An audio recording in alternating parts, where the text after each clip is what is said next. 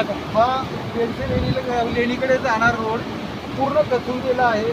शासनाकडे वारंवार तक्रारी देऊन सुद्धा शासनाने या रोडची दखल घेतली नाही। तर हा पूर्ण विकसित झालेला रोड आहे।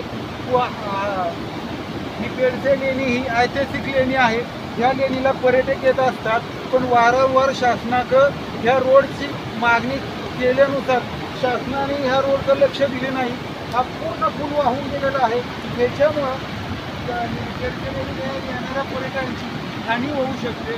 हा अतिशय धोकादायक हा बेडसे गावातील लेणीच्या शेजारचा पूल आहे।